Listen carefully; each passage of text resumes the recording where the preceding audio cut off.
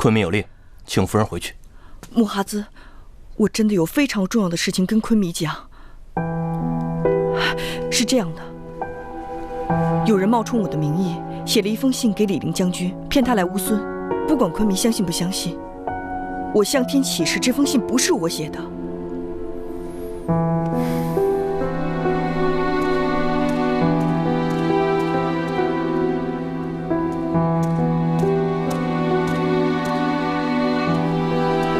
谢谢，昆明，昆明，昆明，别喊了，顾在这儿。昆明，那封信你看了吗？看了，那又怎么样？敦煌都尉周将军都跟我说了，你们串通好了诱捕李陵。什么敦煌都尉？我不认识这个周将军。他手上那封信，姑都亲眼看见了。昆明，我真的不认识你说的这个周将军。但是你想想，如果有人冒充我的名义去骗李将军，那他为了骗这个周将军，他可以用同样的方式。那好，你既然说不是你，会是谁？我不知道，我真的不知道，但肯定不是我。我跟李将军多年不见，为什么会让他这个时候到这儿来？什么替他洗清罪名，简直是一派胡言，简直是可笑。我来乌孙这么长时间，从来没有给长安续过一封信。行了，你别再说了。我可以实话告诉你，这件事无论真假，已成定数。匈奴和大汗都向姑要人，我只能把他交出去。你要把他交给谁？你要把他交给汉军？昆明，皇上对李将军恨之入骨。如果你把他交回长安，只会把他处死。我这么做也是为了救乌孙。能不能放他一条生路？不行，我们放他一条生路。不行，我们放他一条生路，谁放我们一条生路？我可以告诉你，如果李陵走了，那么匈奴跟大汗都有借口向我乌孙发兵，到时候我乌孙只能……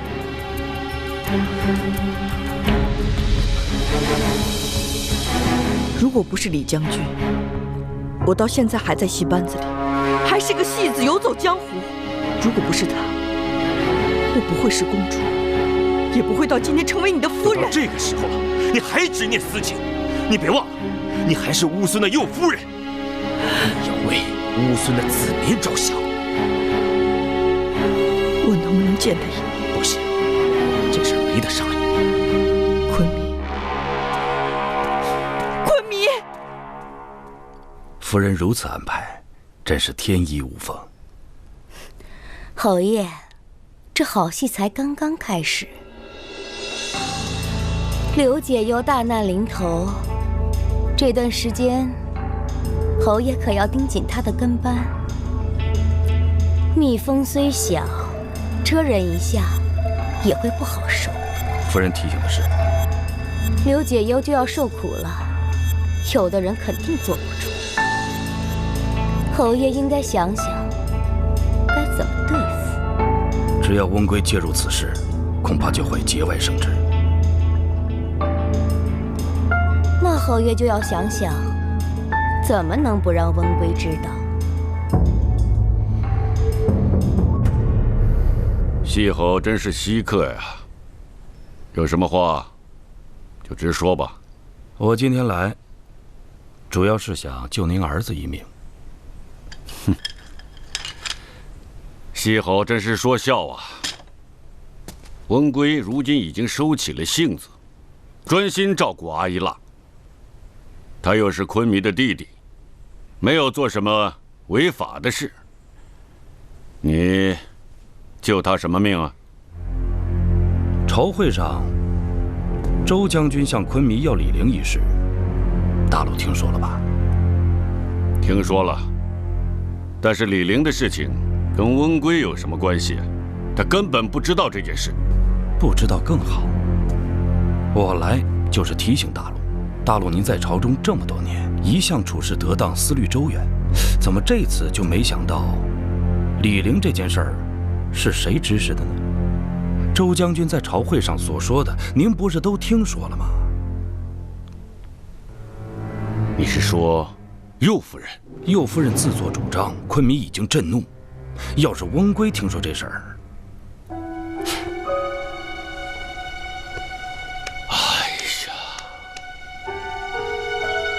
常山西侯提醒的是啊，我真是老了，差点疏忽了。我这就找翁归。大陆言重了，智者千虑，必有一失。我再提醒您一句，这件事儿不能明说。翁归性子直，他要认定的事儿，谁劝都没用。所以，要想保他平安，能慢则慢。告辞了。慢着，常山西侯，恕我直言，你平时处处与我们父子二人作对，如今又处处为我们父子二人担心，你这是？阿依拉是我亲妹妹，翁归若是出事儿，她一定不能独活。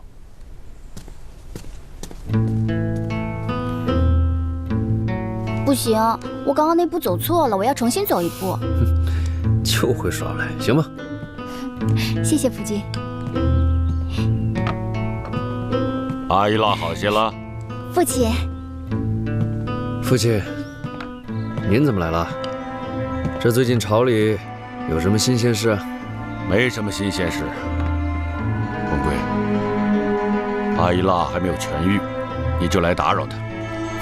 阿依拉，快躺下，好好休息。父亲，是我让翁归来陪着我的。我一个人生病太寂寞了，病可好不了了。这姑娘真聪明。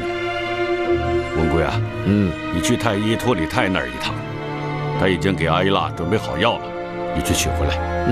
我让小欧去取。你亲自去，顺便替我谢谢他，并且问一下这个用药应该注意些什么。啊，行，我这就去。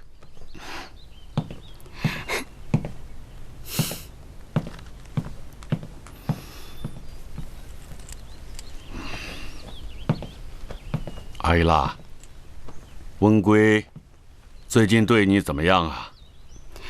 上次那件事之后，翁归对我特别好，再也没有提过解忧了。我能感觉得到他是真心对我，所以这些天啊，我就好像生活在天堂里一样。天堂到地狱，只是一瞬间的事情。你要想保住现在这个日子，你就必须照我说的做。父亲，你说什么？我跟你哥哥已经商量好了，我怎么说，你就怎么做。这对你和翁归都有好处。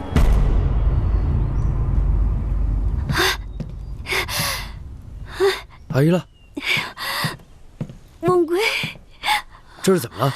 好难受，一阵冷一阵热的。我看看，这也没发热呀，怎么会突然这样了？这还用问？人大量失血以后，虽然表面好了，但是会落下各种各样的疾病。好难受。这总会有什么治疗的法子吧？对了，我记得浸泡汤泉能治这种病，你们要赶紧去啊！汤泉？对，这个赤谷城就有一处，我派人送你们过去。泡在泉水里就能治病，我怎么没听说过？翁归，我倒是听托里太太医说过，不如我们去吧，陪我看病，顺便也散散心。这样，我让托里台过来看看。你要是没什么事的话，我们这几日就去。这时间可耽搁不得呀！这汤泉最讲究的是季节，现在已经深秋末尾，马上就要入冬。你们先去，随后我就把托里泰接过去，给阿依拉治病。可是我总得……翁归，好难受。我马上备车，你们尽快出发。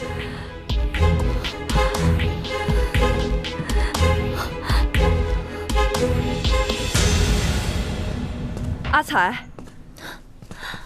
解忧，昆明怎么说？阿才，帮我把怀大哥叫过来，快去啊！啊！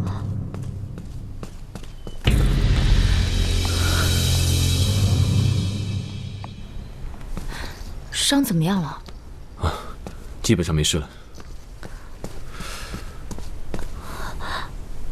怀将军，公主有事找你。出什么事了？公主没说，好像挺着急的。好。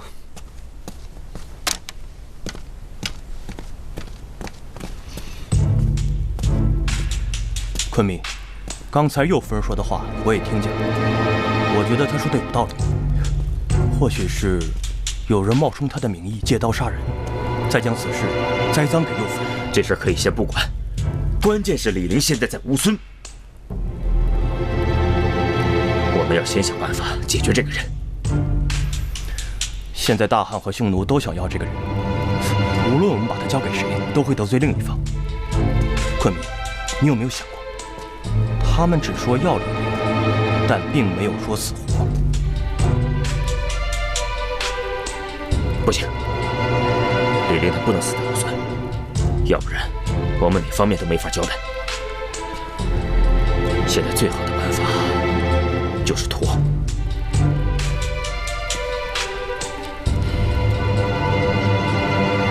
娃子，来，帮我准备纸笔，我要写2封信，一封给大汉，另一封给匈奴，把事情告诉他们。既然他们把难题交给了我们，那我们就把这难题给他抛回去。绝对不行！如果公主这么做的话，昆明一定会震怒，那后果不堪设想啊！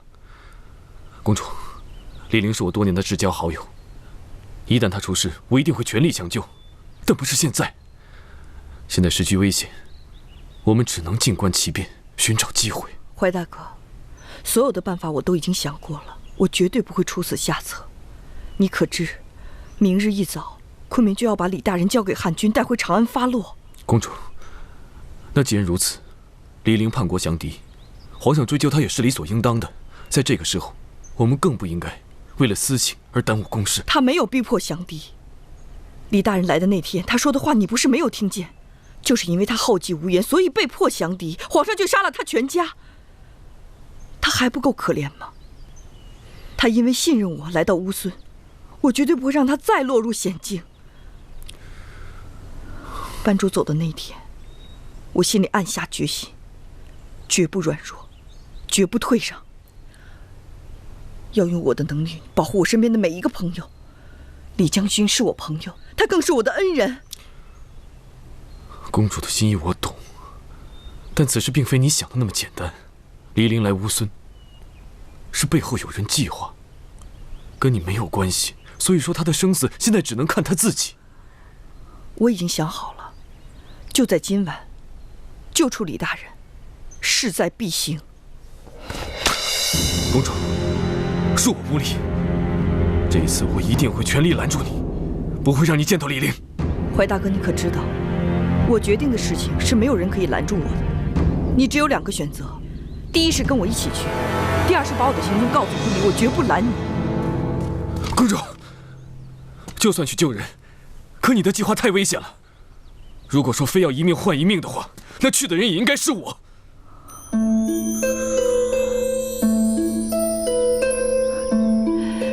谢谢你，怀大哥。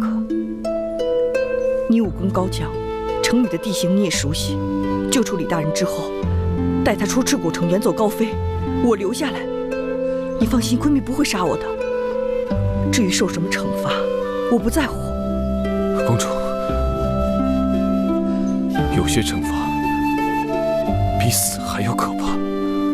人一旦救出来，就算昆明不杀你，可如果匈奴和大汉对你不肯罢休，你怎么办？我什么都不怕，但求问心无愧，剩下的就交给老天吧。你准备一下，晚上跟我一起出发。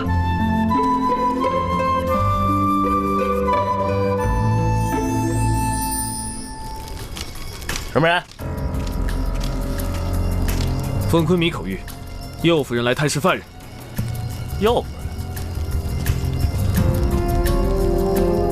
人。药夫人，昆明有令，这是重要犯人，不得探视。我有昆弥口谕，你若是不信的话，亲自问昆弥便是。还愣着干什么？右夫人现在得了风寒，在外面站着，一会儿病情加重了，昆弥要是怪罪下来，你们谁担得起啊？让开！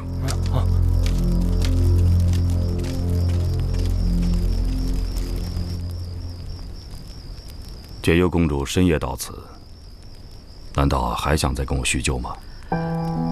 李将军，你收到的那封信并不是我写的，有人要陷害我们俩。现在时间紧迫，我无法给你解释。你相信我来到乌孙，我就一定可以把你平安送走。这是我的斗篷，你穿上它，尽量装成我的样子。毁天杀在外面接应你。记住，出了陟古城就再也不要回头。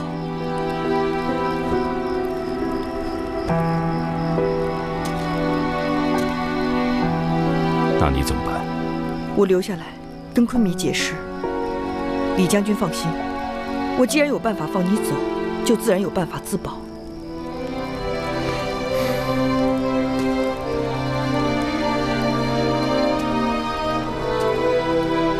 时候不早了，快走吧，耽搁不得。解忧，你救命之恩，我来日再报，你多保重。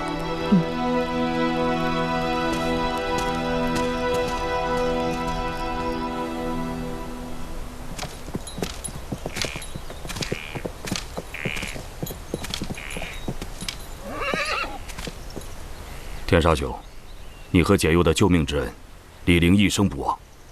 眼下无以为报，希望他日再见，能再与你把酒长谈。现在虽已脱险，但仍在乌孙境内。天沙兄，我们就此别过，来日再见。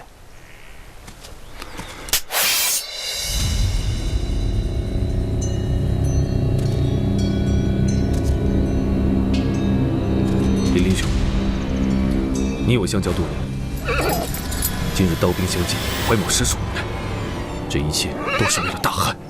为了大汉？你是为了解忧吧？李陵，难道你没有替公主想过吗？今日放你走了，那公主怎么办？我今日杀你，可保公主日后平安。更何况你若真的回到长安，皇上岂能饶你？相交多年之情，还是比不上立场不同。天沙兄，如果你想杀我，就尽快动手。只是你要扪心自问，就算你杀了我，解忧就会安然无恙吗？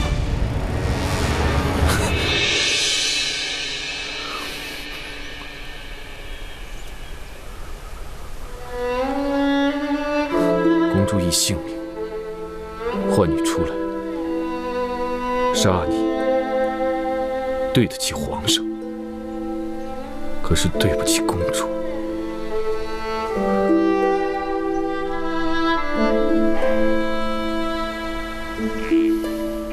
天沙兄，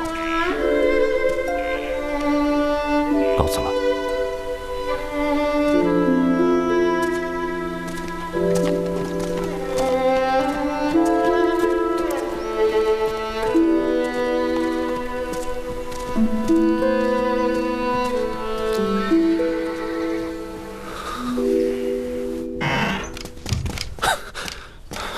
门口刚走那辆马车，是不是温贵将军的？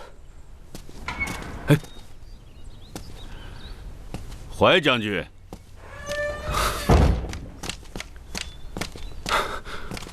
你这匆匆忙忙的有什么事儿啊？请问大陆，温贵是不是在刚走那辆马车上？你找温贵有什么事啊？大陆，我来不及向您解释了。现在右夫人有难，我必须马上见到温贵。右夫人有难，跟温贵有什么关系啊？如今温贵已经是有家室的人了，右夫人有难，你应该去找昆弥才对。大陆，之前是我们对温贵有些亏欠，但是这一次真的是10万火急，还请大陆马上告诉我温贵在什么地方。怀天沙，你们汉人口口声声的说是情义重于性命，可是每次你家公主落难，都是温归去搭救。可是温归呢，不是受到昆明的惩罚，就是险些丧命。你说，可有这样的道理？温归拿你们当朋友，你们又何曾为他想过？大陆说的是，可是如今公主有生命之忧，还请您告诉我，温归现在在什么地方？你不要去找他了，你永远也找不到。大陆，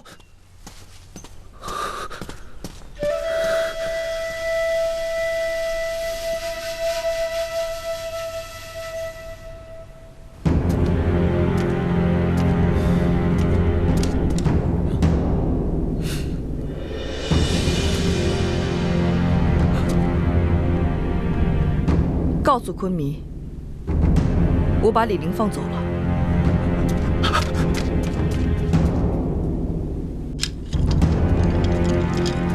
阿才，快跟我去找冯廖。怀将军，出什么事儿了吗？公主舍身救出李陵，自己却被困在木塔城道。我去城里找温归帮忙，可是他不在城里。什么？我怎么一点都不知道啊？快跟我走，路上告诉你。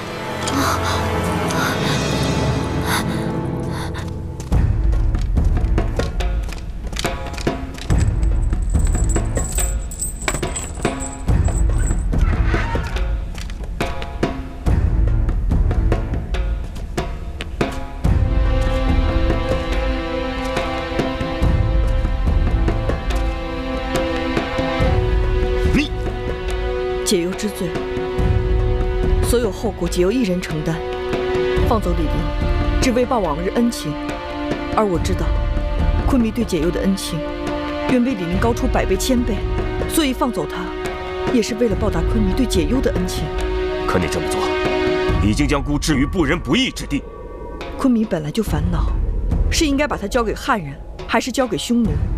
如此一来，所有的问题迎刃而解。未来双方问责，你大可把责任全部推给解忧，解忧绝不辩辞，甘愿受罚，甘愿为昆弥解忧。你想的太简单了，你这么做，只能伤害那些真正爱你的人。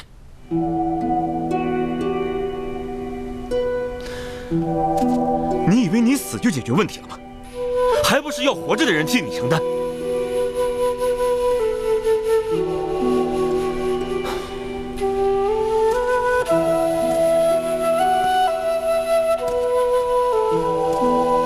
姑不要你死，要你好好活着。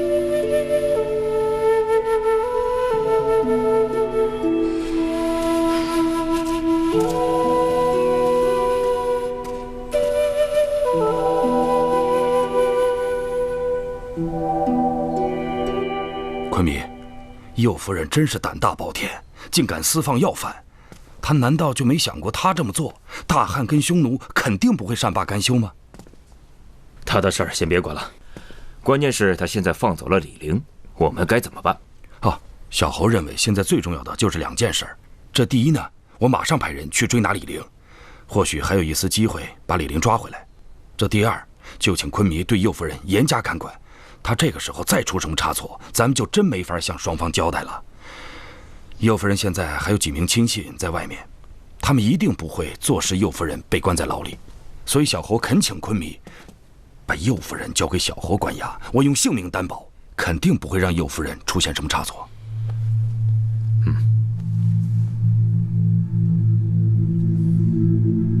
有什么话你就说。昆弥，李陵在咱们乌孙就像一块烫手的山芋，我们不知该如何处置他。但右夫人放走了他，却又敢独自出来承担责任。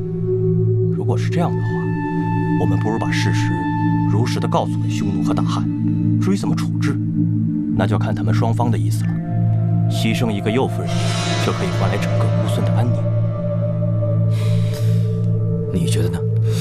我觉得木哈子说的有道理，现在就看昆弥能不能下决心放弃右夫人了。木哈子，通知是周将军，就说明天朝堂议事。喂，常山在。追捕李陵的事，就交给你办了。哎，那右大将听令。臣在。姑命你看管好右夫人，不得出任何差错，千万不要辜负了姑对你的信任。喂，去吧。昆明，那右夫人……对了，上次我让你查的班主的死因，你查到了没有？小侯还在查，那还不赶紧去？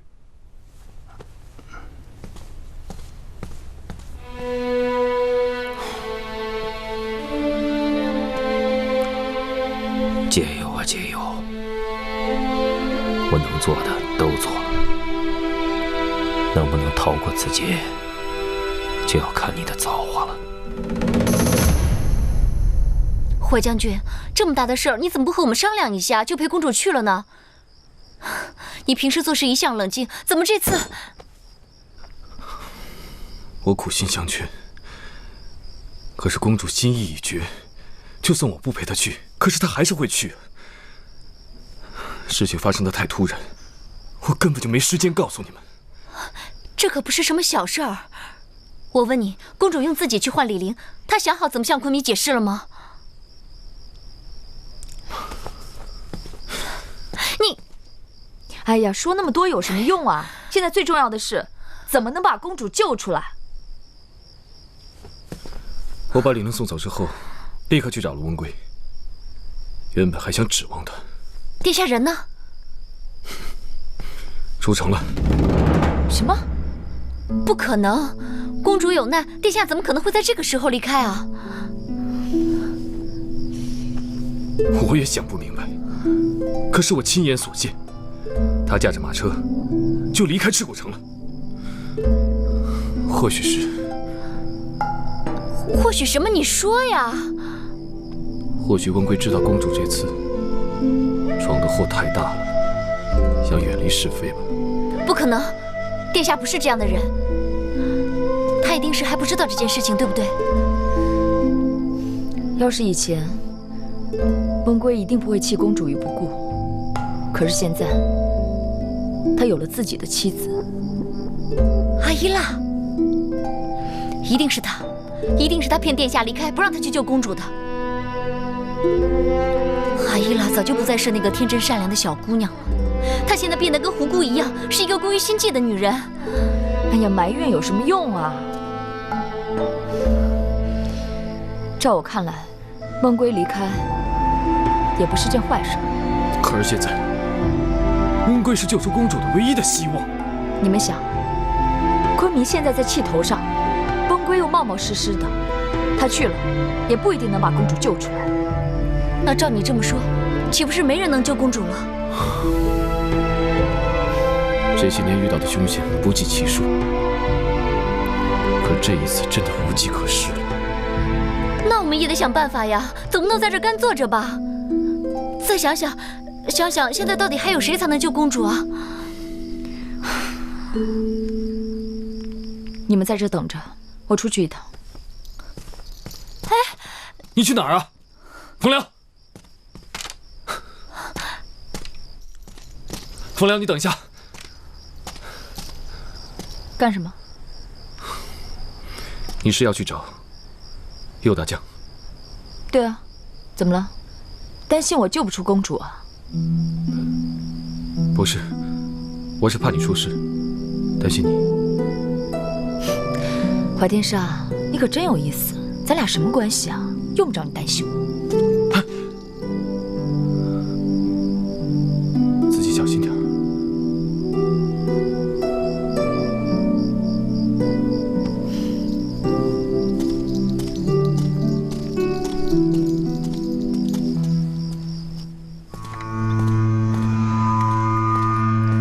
常山拜见左夫人。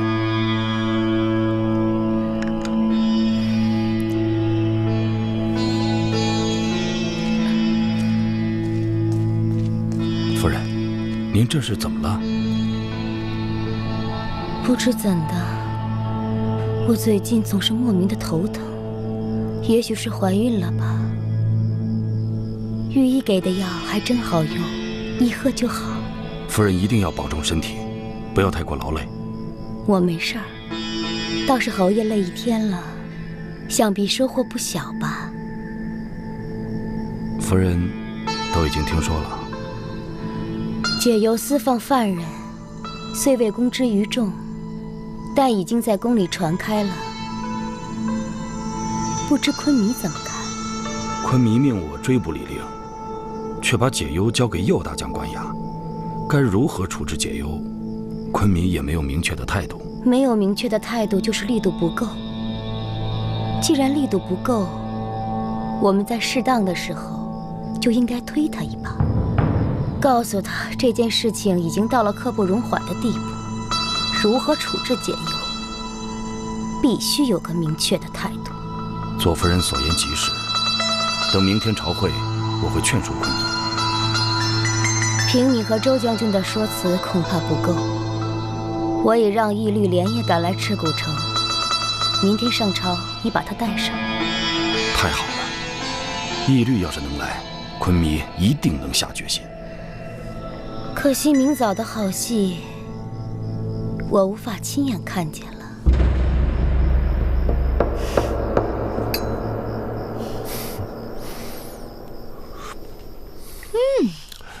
这将军私藏的酒啊，就是与众不同。只是你的心思不在这儿，可惜了我的好酒啊。那你倒说说看，我的心思在哪儿啊？右夫人私自放走了李陵，这件事你我都知道。右夫人跟你又情同姐妹，你现在哪有心思在这儿陪我喝酒？看来你没有那么笨啊。笨？你也不想想，我若真是个笨蛋，就算武功再高强，怎么可能做到右大将这个位置上？不过，我对我喜欢的人比较真诚，不耍什么心眼儿，显得笨罢了。既然将军自称真诚，那我就问你几个问题，怎么样？问吧。公主是不是被昆弥关押？你知道关在哪儿吗？是不是木塔城道？不是木塔城道，那是哪儿？对不起啊，我不能告诉你。哎，说吧，有什么条件随便开。你走吧。在你眼里，我安索克只是一个会谈条件的人吗？不，你在我眼里是一个重情重义的好男儿。我问你公主在哪儿，只想见她一面，看她是否安全。昆弥命我关押右夫人，我不能违抗王命。我只求见她一面。我说了不行。早知道你不肯帮忙，我就不磨嘴皮子了。别以为没有你不行，我自有办法。冯姑娘，我有言在先啊，倘若有人胆敢劫狱，那就是犯了王法。我身为乌孙的大将，绝不可能姑息，没有私情可讲。我安索克对朋友真诚，对昆弥忠诚，这也是汉人们常说的忠义。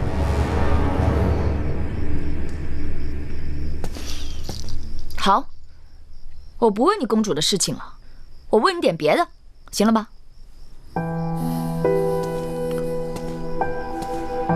问吧。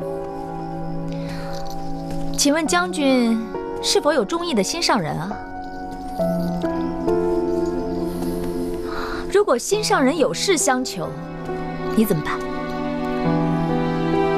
全力以赴，绝不让他失望。好，公主到底在哪儿？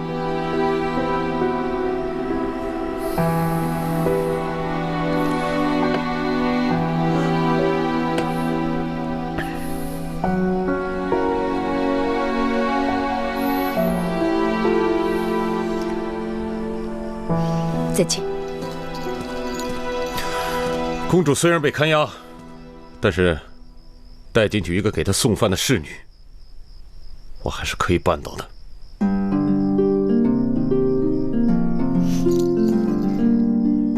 在下右夫人侍女冯辽，见过将军。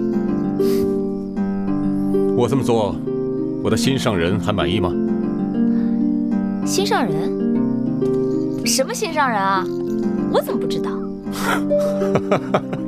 好，来，喝酒。我相信总有一天啊，他会知道的。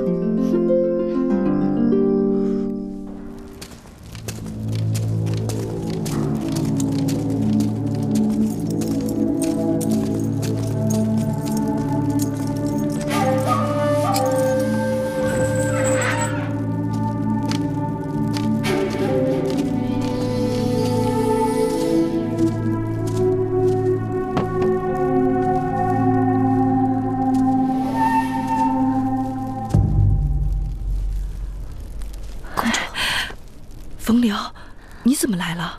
你受委屈了。见到怀大哥了吗？李将军已经离开赤谷城了。可是公主，你救了他，自己身陷这种险境，值得吗？我和李将军都是被人陷害的，而且他是我的恩人，我责无旁贷。这个时候你还想着别人，可别人未必想着你。谁呀？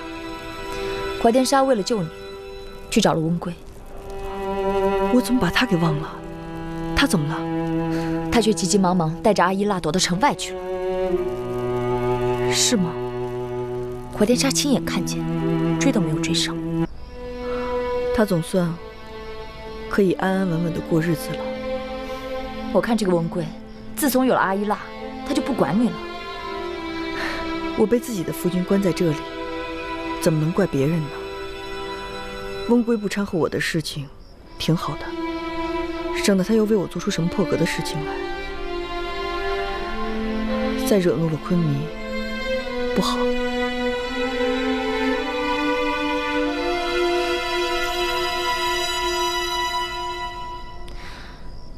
那你怎么办呀？我自然有办法。经过了这么多事，温归终于可以和阿依娜安安稳稳地过日子了。我没关系，会好的。去告诉所有的人，不许去找温归，也告诉怀大哥，任何情况下不可以轻举妄动，不能做出冲动的事情，记住了吗？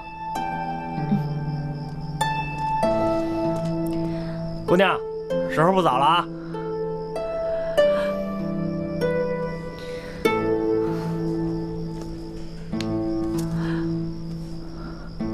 记住，任何时候不要轻举妄动。公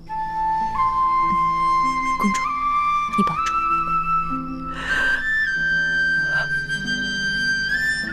去吧。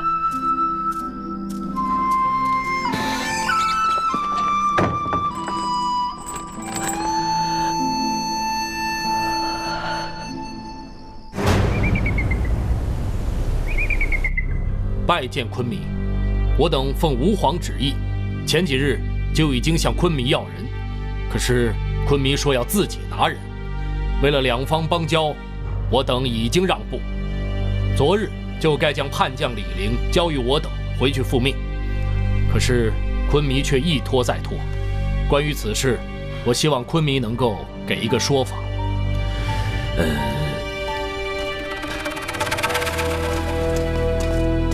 昆弥，义律将军求见。拜见昆弥。昆弥，他是匈奴大将，你这是什么意思？哎，周将军别急，这不是在长安，也不是在匈奴，这是在乌孙。来便是客。义律将军突然到访，是有何急事吗？我是奉大单于的命令，特来将我右校尉李陵带回去。那李陵乃是我大汉叛将，不顾祖宗颜面，做了你匈奴的走狗，理应由我押回长安，论罪处斩。哼，好大的口气！我匈奴单于的女婿，岂容你说斩就斩了？此行我带来3000精兵，要想带走李陵，先过我这关。我敦煌驻军3万有余，要想一战，我等愿意奉陪。哎，好了，二位将军，别吵了，这个是在我乌孙的朝堂，请各位注意一下自己的言行。我乌孙向来中立，做事情从来不偏不倚。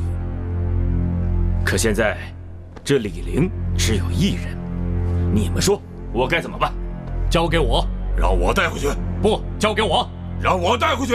交给我。哎，二位别争了，再怎么争，这人只有1个，无论交给谁，另一方都会失望。要不这样，二位先回去，再休息几天，啊，等我跟我的大臣们再商议一下，给二位一个2全其美的答复。昆明，我大汉军令如山，我这次来就是为了把李陵带走，可是昆明却一拖再拖，拖到现在都不放人。我违背皇命是小啊，若是皇上知道此事，龙颜大怒，到那时候会是什么后果，我可就承担不了了。大胆！你竟敢威胁昆明！末将不敢，忠言逆耳，末将只是实话实说罢了。昆明，我连夜赶来，也是奉了大单于的命令。若今日不能将李陵带回，大单于那儿我也没法交代。那好吧，既然二位将军都逼着我要人，右大将，臣在。把右夫人带上来。事情因他而起，也该由他给二位一个交代。喂。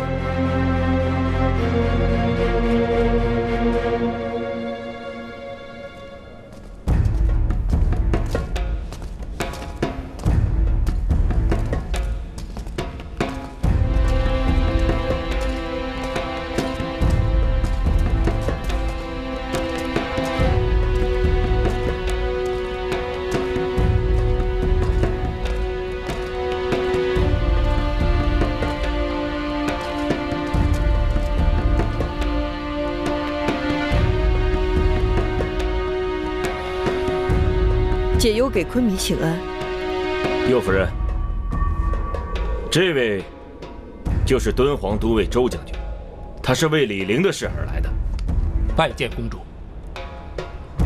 周将军收到你的书信，奉了汉帝的旨意，特地来捉拿李陵回去。而这位义律将军，也是奉了大单于的命令，要把李陵带回去。他们2人都向姑要人。你说说，姑该怎么办？二位将军，李陵已经走了。什么？我已经把他放走了。公主，不是你写信让我等里应外合，一起将叛将李陵抓回长安吗？你为何？你说放人就放人，本将偏不信。李陵一定还在乌孙。解忧所说句句属实。那封密信不是我写的，而是有人借我的名义想陷害我。昨天夜里我已经放走李陵，他现在已经远离赤谷城，远走高飞了。李陵可是违背了大单于的命令，私自来到乌孙。大单于让我将其押回，他人到底在哪儿？天下之大，何愁没有藏身之处？他在哪儿，我不知道。他会去哪儿是他的自由，我只知道他已经走了。公主，你可知道，你这么做是犯了欺君之罪啊！解忧之罪，而且是犯了欺君之罪，欺骗了2位君王，所有罪责解忧一人承担。2位将军不如把消息放出去，解忧在大牢里随时等候处置。昆明，我要说的话已经说完了，你可以下令让我回大牢了。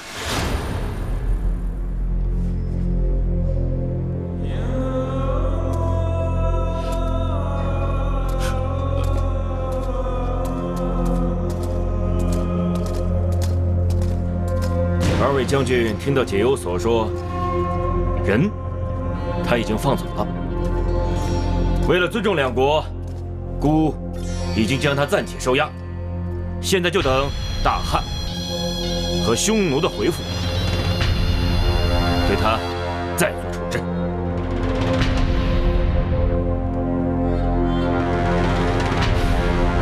好了，今天朝会就到这儿吧。退下。喂。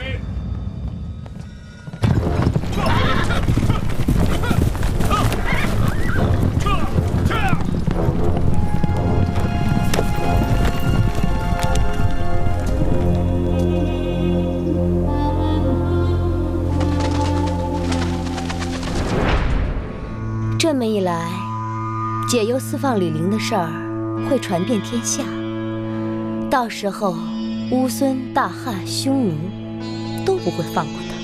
没错，这都是夫人运筹帷幄、安排妥当的结果。我只是没有想到，他表面上看起来柔弱，胆子居然这么大，竟敢在朝廷上承认罪行。他肯定是知道自己必死无疑了，所以才无所顾忌。越是无所顾忌的人，我们越要小心。从现在看来，我们的计划还算顺利。为了确保万无一失，我们还要加把劲儿。夫人怎么说，小侯怎么做。不是安排好了吗？你主外，我主内，现在就该看我的了。母后，来了，拜见昆弥。不用了，你有孕在身，坐下吧。孩儿给母后请安。昆弥最近是否有许多正事？到我这儿来的次数，可比以前少多了。孩儿最近一直公务繁忙，所以没能抽出身来，请母后见谅。昆弥如此辛苦，你也不想想，是谁给你带来这么多的麻烦？母后，您都知道了。哼，我怎么会不知道啊？你的右夫人已经当着满朝文武的面，不是都已经坦白了吗？不要说我这个住在宫里的老妇人，恐怕就连乌孙草原上的放羊娃都已经知道了刘解忧的事。母后，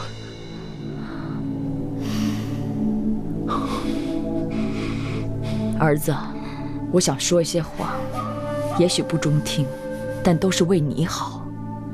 你从小到大一直是刚毅果决，待人接物有主见有分寸，从来不会因为感情影响理智。可唯独这个刘解忧，自从他进到宫里来，一连好几件事，你都因为他的举动影响到了你的决定。过去的事就算了，但这件事，你一定要谨慎，万万不能感情用事。你要知道，这件事已经不是乌孙的家事。对刘解忧，你不能再像以前那样偏袒，一丝一毫都不可以。母后，对待后宫，孩儿一向是一视同仁，从未有过偏袒。好，你既然说一视同仁，我就想听听，你对刘解忧是想怎么处置他？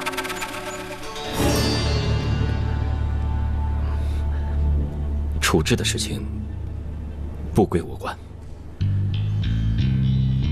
这回刘解忧犯的是滔天大罪，大汉和匈奴那边过几日就会有书信来，到时候便知怎么处置他。只要你别再心软，怎么处置刘解忧，自然会想出一个办法。哦，我还要提醒你一下，左夫人的孩子就要出生了，你既然说要一视同仁，那就要考虑到乌孙的未来。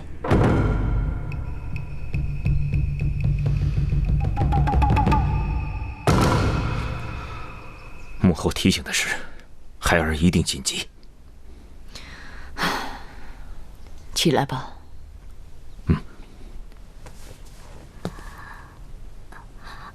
昆弥，我与右夫人情同姐妹，如今她犯了大罪，我想去看看她，陪她说说话。啊，虎姑心地善良，还念着她们姐妹情谊，昆明，就让她去吧。这……母后吩咐，孩儿一定照办。谢昆明。不过你得记住，解忧被关在哪儿，不得向任何人透露。昆明放心。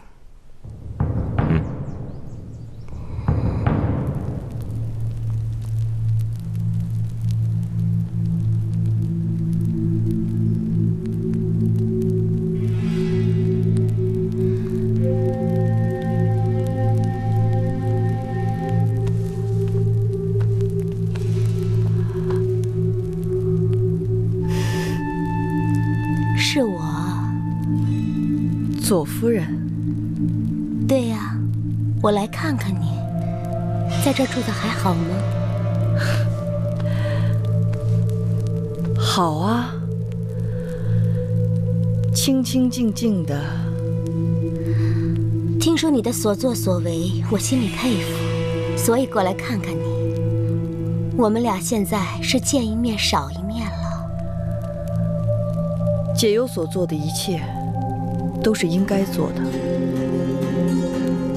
左夫人现在有孕在身，还是早点回去休息吧。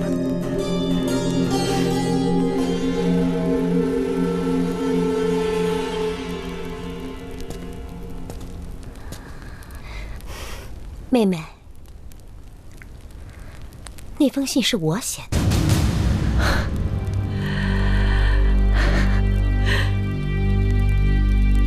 真是你。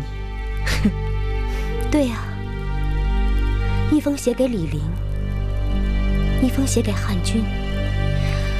我刚刚说我佩服你，是真心的。我伪造书信引来李陵和汉军，又告诉匈奴，本来是想让昆明治你一个擅自做主、私通汉朝的罪名，没想到你的胆子这么大，居然擅自放走李陵。惹怒了昆明不说，还得罪了匈奴和汉朝，你这不是找死吗？这段时间我在大牢里，也没有什么事情可以做，我就可以想一想过往的经历，什么事情是该做的，什么事情是不该做的。关于放走李将军这件事情，我想了很多遍，就算再给我一次选择的机会，我还是会这么做，因为他是我的朋友，是我的恩人。我刘解忧做事从来都是问心无愧，我愿意接受昆明的一切责罚。你认为昆明会责罚你？我告诉你，他不会责罚你，他会杀了你。因为只有杀了你，他才能继续做他的昆明，才能给匈奴和汉朝一个交代。这就是政治。政治没有中间地带，你不用抱任何幻想。姐姐想多了。我希望昆明能够处死我，我希望他处死我以后，可以将我的尸骨运回我的故乡。这是我唯一的心愿。解忧，如果你要求我，我可能会在昆明面前帮你美言几句。我不会求你的，因为今天我明白了，死去不一定比活着还痛苦，真的。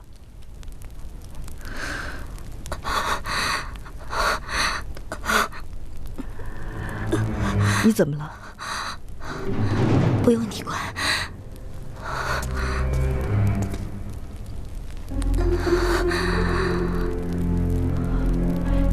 你这样头疼多长时间了？怀孕时头疼非同小可。快告诉我，这个症状我也曾经有过，我也曾经有过孩子，我可以帮你。已经有2、3日了，每日都有4、5次，找太医看过了，可是还没见好。你这个症状非比寻常，不能用普通的方子。你去找医硕，让他帮你诊治。我才不要找汉医呢！别想来害我的孩子。也是啊，像我这样将死的人，不知道哪一天就会置你和你的孩子于死地，还是防着点我好。都到这个时候了，你还是好好想想你自己吧。我的孩子一定会平安出世，未来当上乌孙的昆弥。你还是好好想想怎么向昆弥求情吧。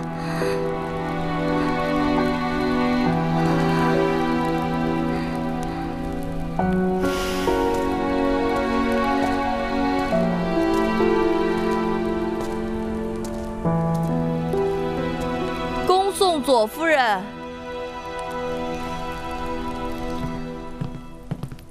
温归，这是刚刚做好的肉干和奶酒，尝尝吧。哎呀，说好了我照顾你的，怎么又变成你照顾我了？哎，这汤泉泡完之后，头疼有没有好点？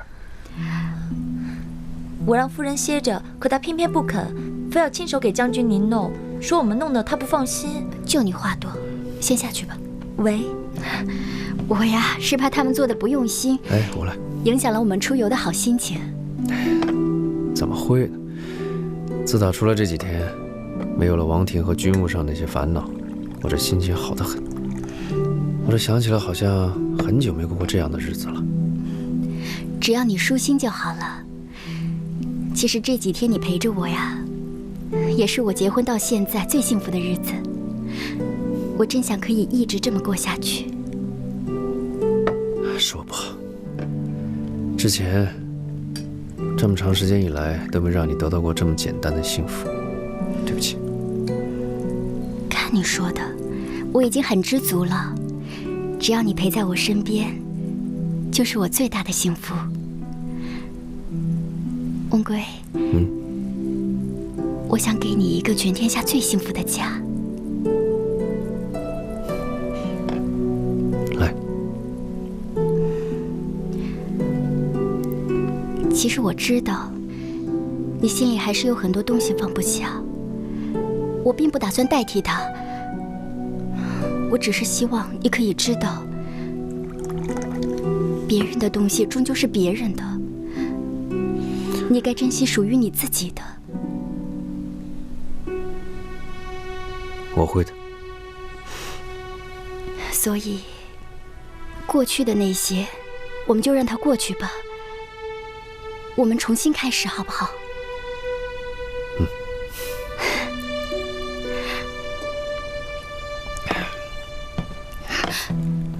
你干嘛去？哦，我命人拿羊肉和草药炖了汤，我去看看炖好了没。那让小一去就好了。我去吧，这一直以来都是你在照顾我，也给我个机会，让我好好照顾照顾你。那好，多谢夫君。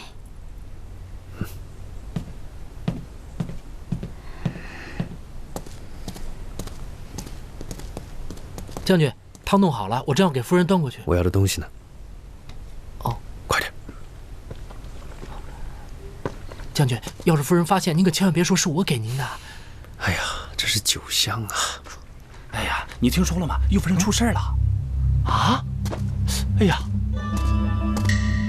是吗？啊，没想到右夫人这次惹了这么大的事儿。是啊，听说都被关进死牢了。啊，拜见将军。拜见将军。你刚才说什么？我们没说什么呀，将军。是啊。你们刚才说，右夫人被关入死牢了。大人，您听错了吧？小的们真的没说。但饶命！我刚才到底说什么？告诉我。我说实话，要不然我掐断你脖子。王贵，你放手！你放手！你放开他！是我不让他说的。是你。是你让他们故意隐瞒我的。是。解忧他到底怎么了？不是我故意要对你隐瞒解忧的事儿，我是怕你受牵连。解忧他到底怎么了？解忧私通汉朝，骗来匈奴单于的女婿李陵，想将他送给汉武帝，可不知道为什么他又私自放走了李陵。现在大汉和匈奴都在向乌孙要人，昆明已经把他关起来了。怎么会这样呢？怎么会这样呢？王兄他怎么会如此冷酷无情呢？这事都怪解忧他自己。你想想，如果你是昆明，怎么能接受自己的夫人骗自己呢？你去哪儿？放开我阿依拉，我要去救她。不，你不能去，你会受牵连的。你根本救不了她。即便我救不了她，我也总比待在这里什么都不做要强。王贵，王贵！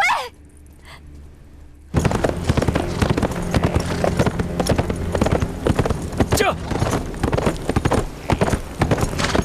驾！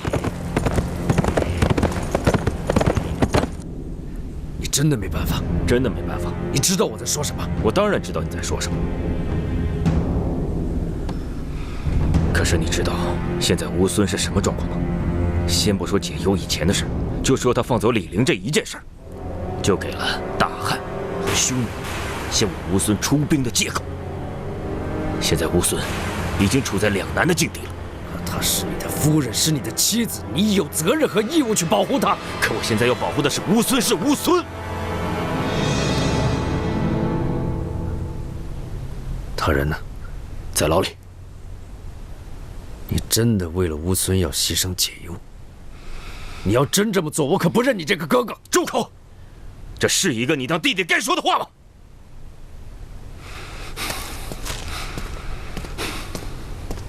我告诉你，这件事情你最好也别管。这有两封信，你自己看看。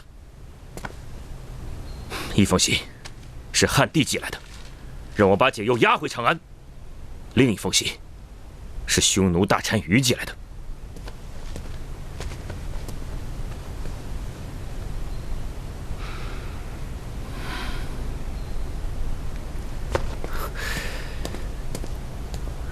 你不会真的要把解忧交给匈奴吧？王兄，你知道我从小到大从来不求人。不是我不救他，是我根本救不了他。我再问你最后一句，你救不救？这事儿你得去问匈奴大单于和汉帝。你不救，我救。站住！木哈兹，传我令，让右大将严加看管刘解忧。除孤之外，任何人不得接近牢房。违令者，格杀无论。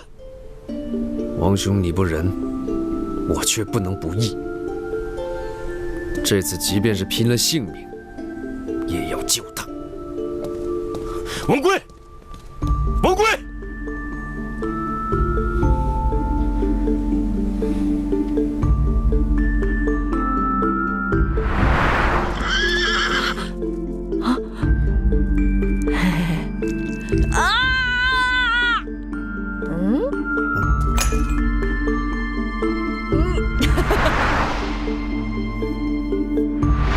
这把匕首你带好，只要你把它带在身边，无论你走到哪，我都会找到你。你说了，只要我带着这把匕首，不管我走到哪，你都会找到我。你找了吗？你找了吗？文贵回来了，来接他的解忧，哪怕是到天涯海角，哪怕没有回头，我也要带你走。将来，你的身边会有个我，我的身边也会有个你。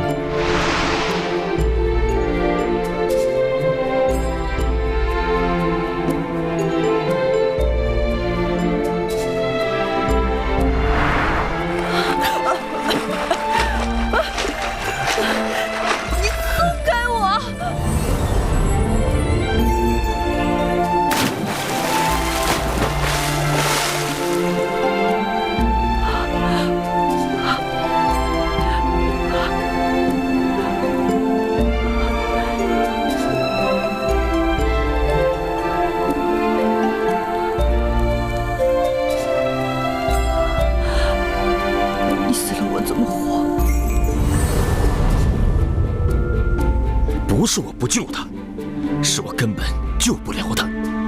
这事儿，你得去问问匈奴大单于和汉帝。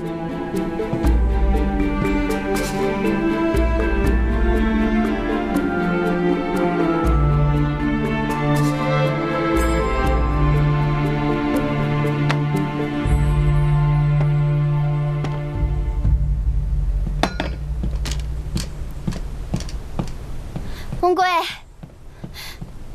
翁归，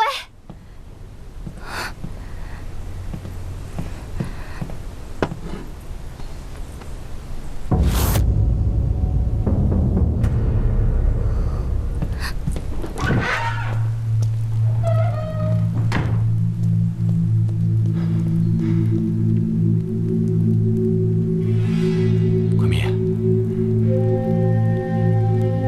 昆明。翁归反了。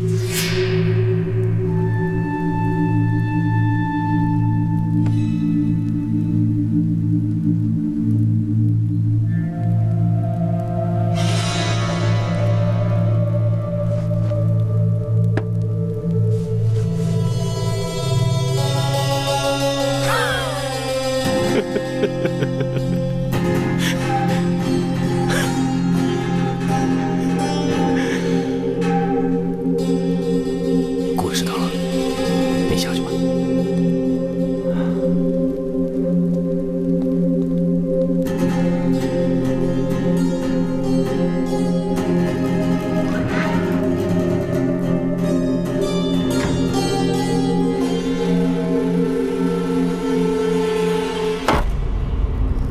诸位，你们都是跟随我多年，出生入死、并肩作战的兄弟，我知道。若是在平时，无论我说部队杀向何方，你们都会即刻动身，毫不犹豫；无论我说我们要向谁发起攻击，你们都会奋不顾身，以命相搏。可是今天，有些事情我必须要跟你们说清楚。今天我们将要进攻的地方是我们的家乡。是我们的都城赤谷城，而且我并没有昆弥的授意，我翁归是擅自起兵，你们知道，擅自起兵将会被视作是谋反。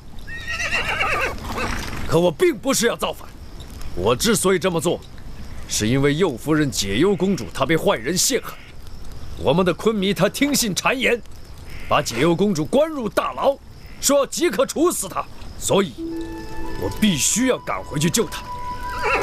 我知道，你们都是乌孙的好男儿，你们对我毫无条件的信任，所以我也必须给你们一个交代。一旦失败，我们将被视作是乌孙的罪人，你们的名字将永远刻在乌孙的耻辱柱上。今天若是任何人不跟我走，我翁归绝不阻拦。可是有几句话，我想问一下各位：是谁不远万里来到乌孙，为乌孙带来了和平？是解忧公主。大声说，我听不见。是解忧公主。是谁关心我们、爱护我们，对待我们每一个人，就像对待自己的亲人一样？解忧公主。是谁在我们进攻大渊的时候，在我们缺少粮草的时候，变卖自己的嫁妆换来粮草，送到前线救了我们的命？是解忧公主。是谁为了前线将士们的性命，丢掉了自己的孩子？是解忧公主。不错，是解忧公主。我翁归和你们一样，受过公主的恩惠，这条命是公主给的。今天要走要留，你们自己说了算。命是公主给的，我跟你走。解忧公主，解忧公主，解忧公主，解忧公主，解忧公主，解忧公主，解忧公主，解忧公主。兄弟们，解忧公主，随我杀向赤谷城！解忧公主，解忧公主，解忧公主。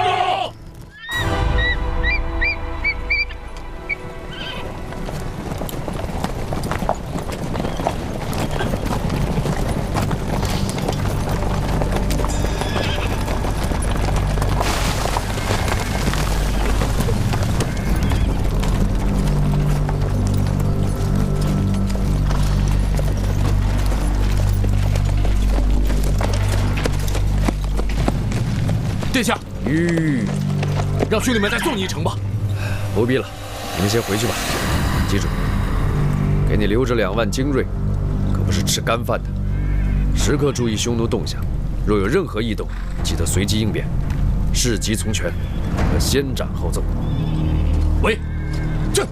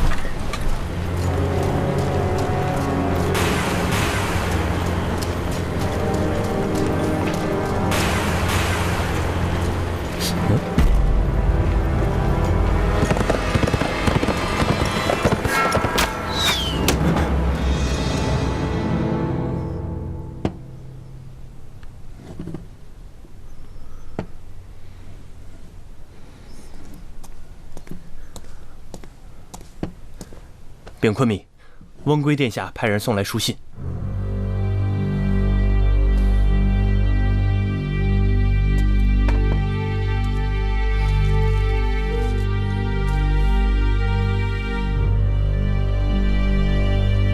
昆弥，翁归让我释放解忧，清除奸佞，如若不然，他就攻城。哼，翁归殿下真是糊涂。 昆弥关右夫人，那是为了平息匈奴和大汉的怒气，怎么会真的处决他呢？他哪懂孤的苦心，他就知道威胁孤。庶子不与为谋，我倒要看看，我不放解忧，他敢不敢攻城？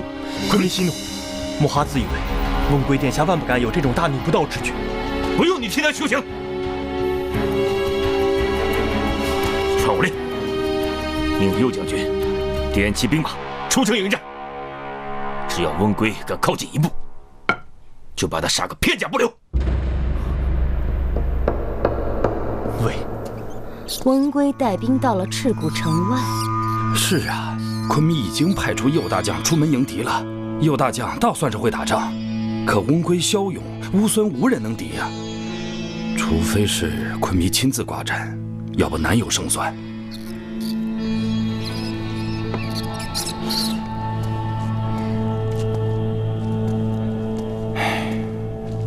你说这温归真要是杀回赤谷了，那第一个就得拿我开刀啊！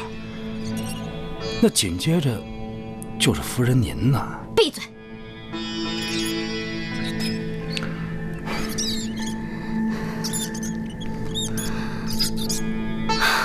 父王动作好快，看来早就有所准备。你先下去吧。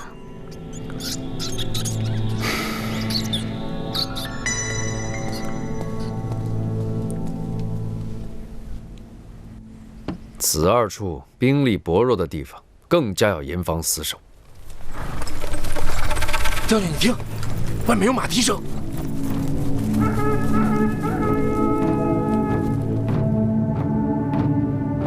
出去看看。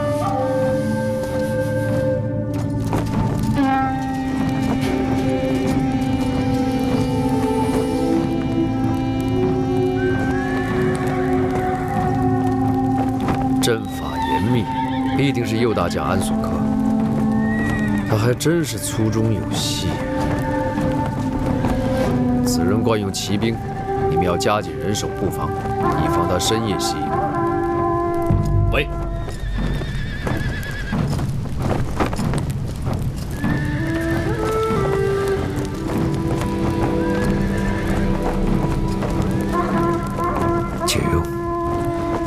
不能让你出事。可是你会怪我吗？这次我可真是无路可退了。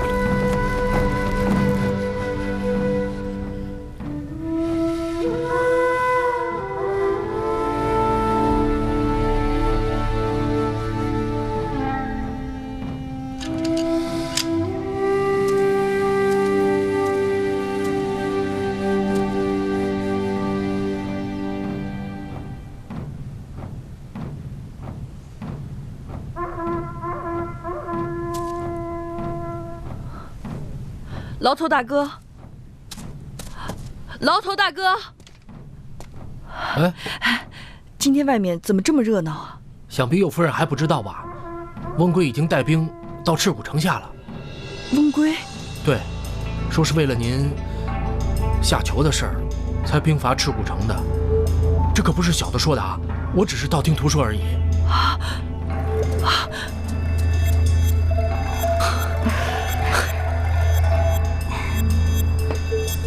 谢谢夫人，谢谢夫人。昆弥，听说温归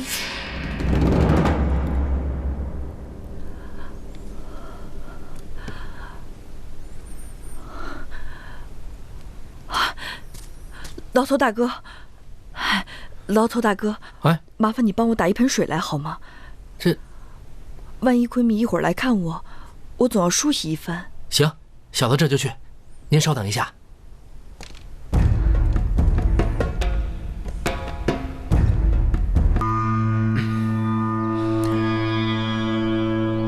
顾今天不想听到这个名字，是我多嘴了。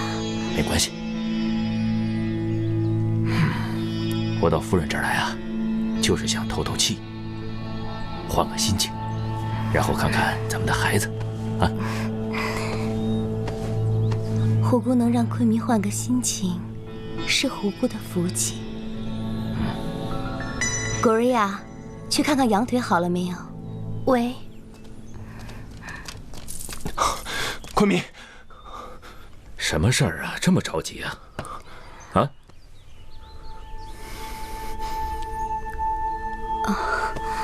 哎，夫人不用回避，坐下。说。回禀昆弥，斥候来报，匈奴大单于以帮昆弥平息温归叛乱为由，驱甲8万，直奔我乌孙边境而来。什么？你再说一遍。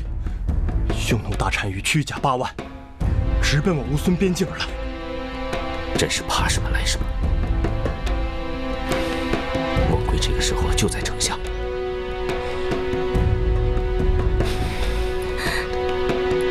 匈奴这个时候出兵，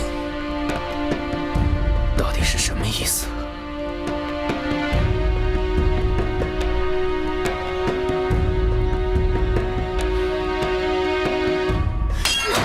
真是岂有此理！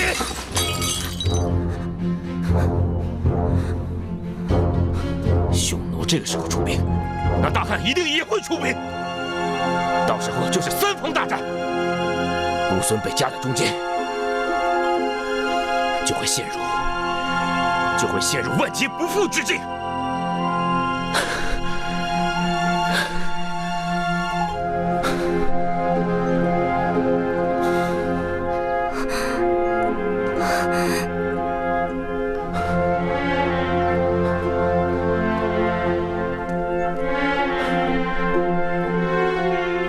匈奴军情，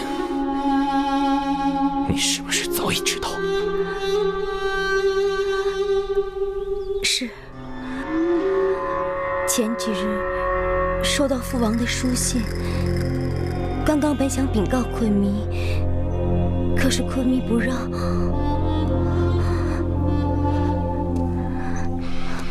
你是要去找他吗？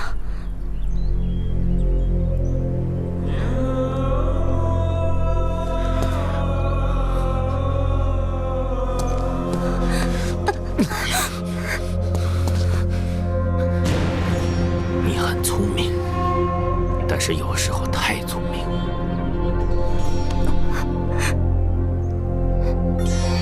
不是好事。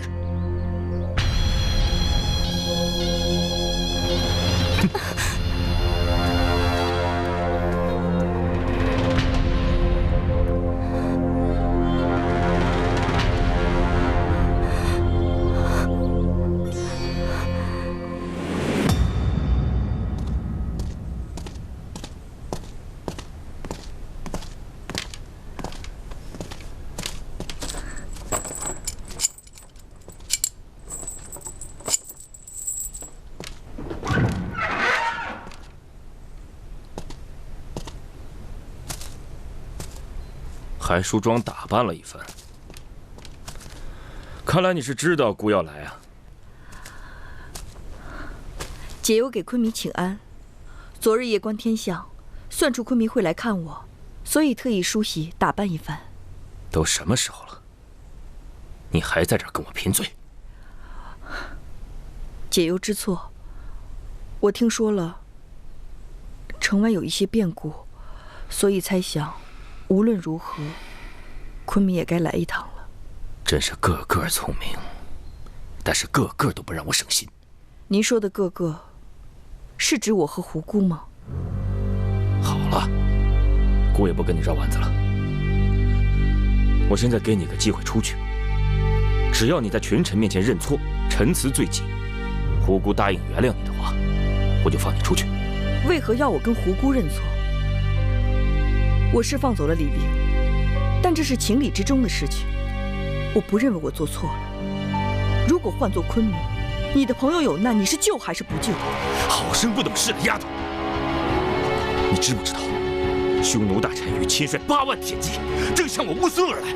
昆弥让我跟胡姑认错，是希望胡姑劝匈奴退兵，何苦右大将和温归不打便可？胡说！温归是犯上作乱，现在右大将跟他两军对垒，刀剑出鞘，怎么能不见血？不过我告诉你，就凭温归，他休想进得了赤谷城。那是自然，有昆弥在，谁能拿下赤谷城？只是我认为，昆弥这个时候担心的不应该是温归，你现在担心的应该是大汉和匈奴在乌孙这块火焰上加一块柴火吧。所谓釜底抽薪是最好的办法，没有了这块柴火，这火怎么也烧不起来。所以恳请昆弥让解忧出去，劝温归退兵，为昆弥解忧。不行，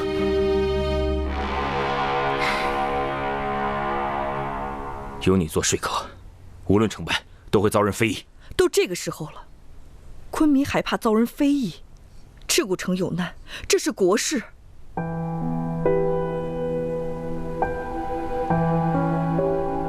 那我问你，你这么做是想帮我呢，还是想帮温归？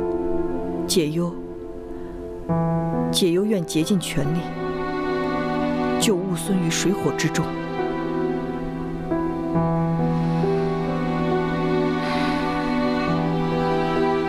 好，我答应让你去，但不是劝温归退兵，而是劝他投降。明天日落之前，你让温归独自来见我，向我请罪。否则，我宁愿拼个2败俱伤，也要让他丧命在赤谷城下。解忧明白。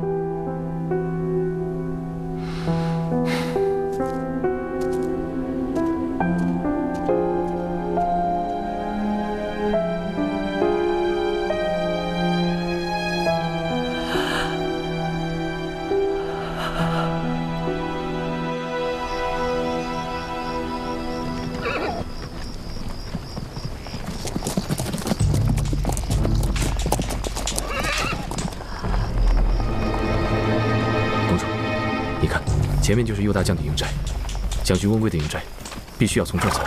可是这么近，不是很容易被发现吗？不能绕远走吗？不行，公主，再往西咱们就下河了，只能从这去。对呀，城西是伊烈水，水会映出我们的身影。看来我们只能拉着马，从这里悄悄过去。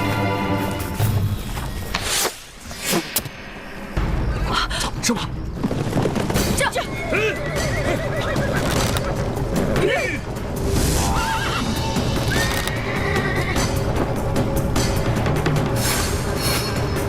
等等，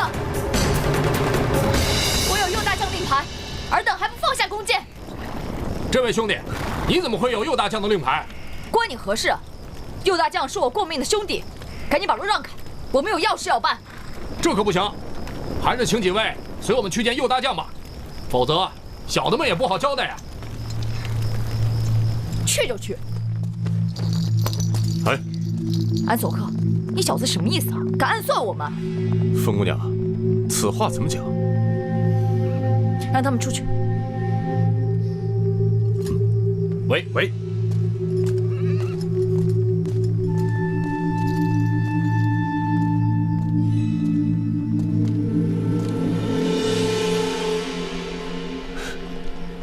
右夫人，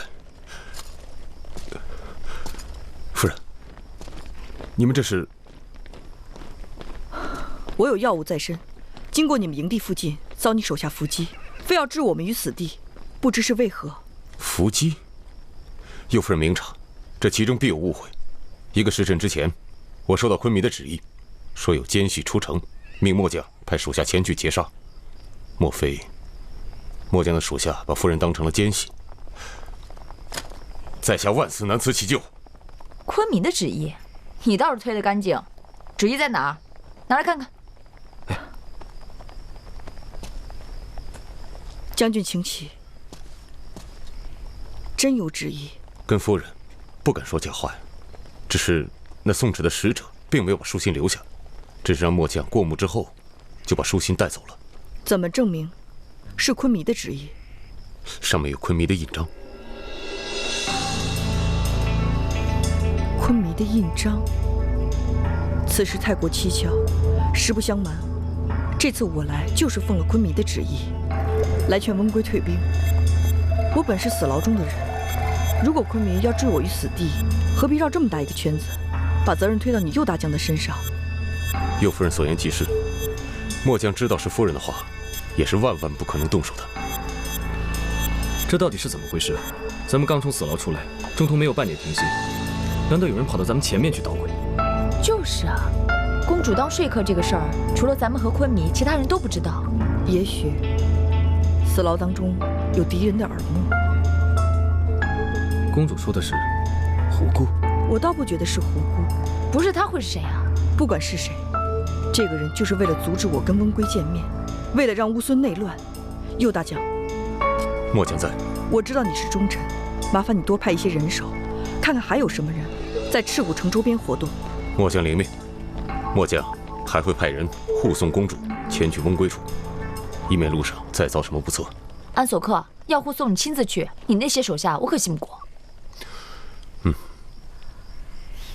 怀大哥，请立刻召唤信营书信长安，务必告诉皇上不要急于出兵，不然乌孙的局势将无法挽回。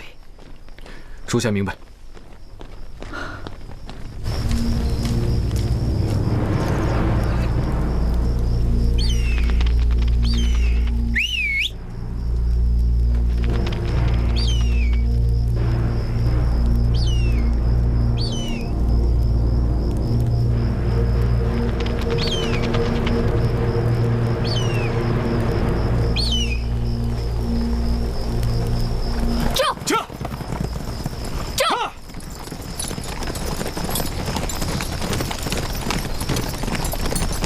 温归是为了我才起兵的，如果他要我跟他从此离开这里，远走天涯，我该如何面对？该如何回答他？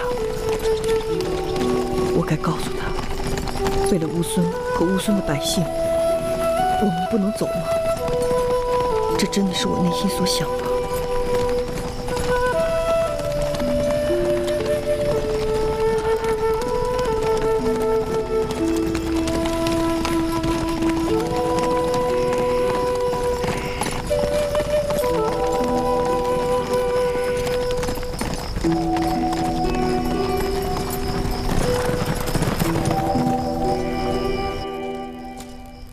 殿下，有什么军情吗？回殿下，右夫人解忧公主求见。解忧？她在哪儿？就在帐外。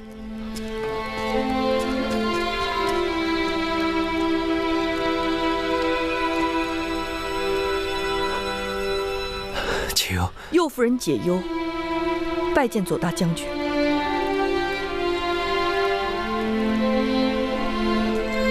公主，我们先出去了。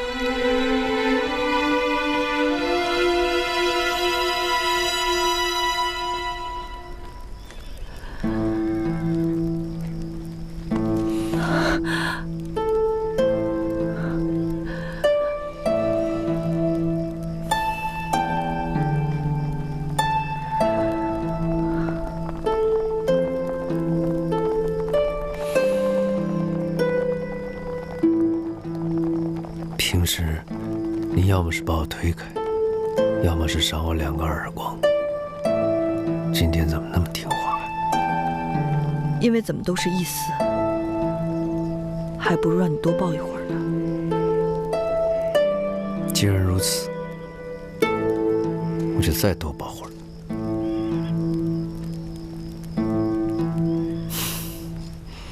好了，你要打便打，要骂便骂。为什么看着我不说话？是，我是太冲动了，但那是形势所逼。我接到密信说昆明3日之内要治你死罪，你让我怎么能不着急？匿名信你也信？纵然只有5分信，可即便只有1分，你让我怎么坐入泰山，视而不理？好了好了，不愿你就是。你为救我起兵，我心中恼火，9分都在骂你怨你，但有1分其实是说不出的开心。你不顾一切来救我，若不是这样的话，我怎么能见到你？哪怕只有1分开心，骂你的话我也说不出口了。秦友，但是有些话我知道，我说出来你会不开心，可我还是要说。你不用说，我也知道你要说什么。是王兄派你来当说客，劝我退兵的吧？你这么聪明，那我后面的话可以不用讲了。我可以投降，反正我不是真要起兵。不过，王兄得先答应我的条件。他必须要处罚胡姑和常山这2个小人，否则我是不会退兵的。你比我更了解你的哥哥，你觉得他会答应你的条件吗？以他的脾气，自然不会。可是我既已起兵，目的未达成，又怎能轻易退兵呢？没事，现在不退也没关系。等我打败了右大将之后，我就可以坐下来跟王兄谈条件了。等他处罚了胡姑和常山，我再向他负荆请罪也不迟。你说呢？怎么不说啊？对了，我还没问你呢。王兄是怎么答应让你来见我的？你答应他什么了？你听我说。你先听我问完。你究竟是来帮我的，还是来帮王兄的？为了整个乌孙，也为了你。你若对乌孙还有半点情谊，就不应该出兵攻打赤谷城。不管你是因为谁，我知道你一定可以打赢右大将。可就算你打赢了他，你也势必大受损伤。不等你跟昆弥提条件，你就已经死了。为什么？匈奴大兵已经逼近乌孙边境，这事错不了。我已部署了2万精锐，在匈奴的边境可以抵御匈奴大兵。这次大单于亲自领兵，率甲8万，你的2万精锐可以抵挡几时？一旦汉军再介入，形势就非常复杂了。到时候乌孙陷入战乱，你就是千古罪人。你这说客好生厉害啊！如此看来，我只有投降一条路了。昆弥希望你独自回城跟他谢罪，他可以考虑赦免你。你信吗？我不信。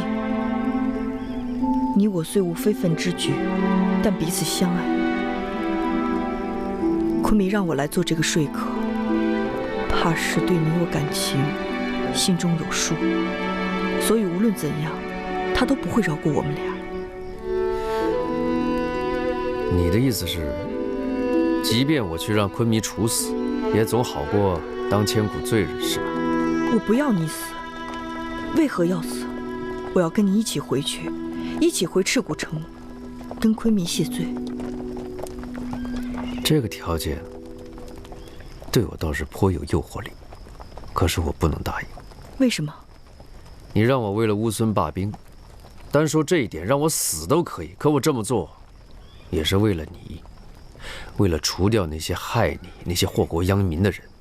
可现如今，我不仅要丢掉性命，我也处罚不了他们，也救不了你。你觉得，你还会劝我投降吗？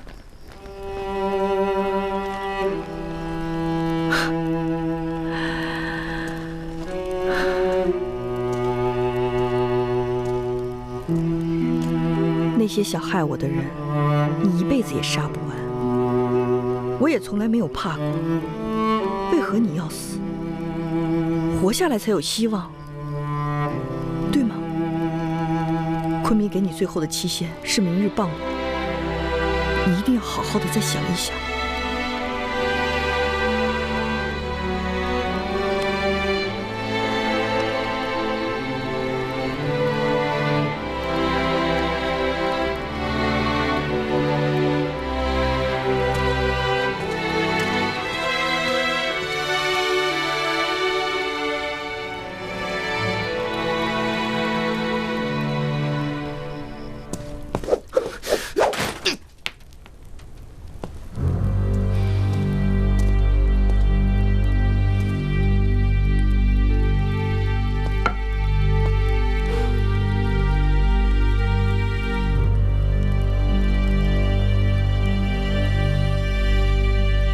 右大将差人来报，右夫人解忧。右夫人解忧已至翁归殿下营中。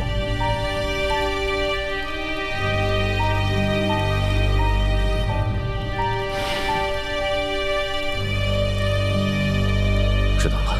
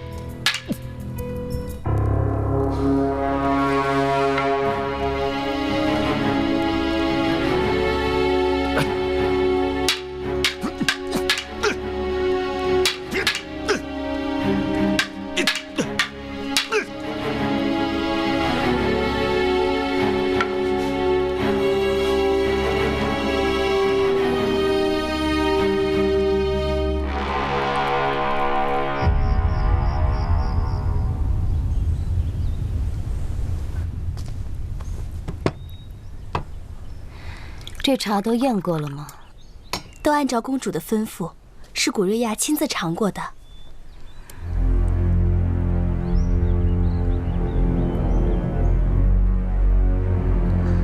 公主，小心点自然是好的，但咱这宫中照料吃喝的，全是大单于亲自挑选，随公主陪嫁过来的，都是可以信得过的。这个我知道。自从解忧说我被下毒之后，我成天提心吊胆的。那公主这2日可还有头疼发作？这2日是好一点了，只疼过1回。可我还是不放心，也许我应该听解忧的，让那个汉人女医官易硕来给我看看。那可不好，公主万万不可中了解忧的圈套，咱不能自己送羊入虎口，不是？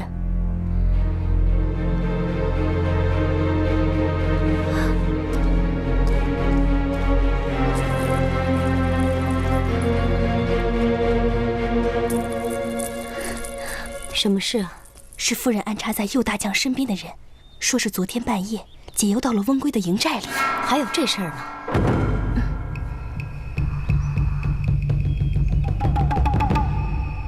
这可不好。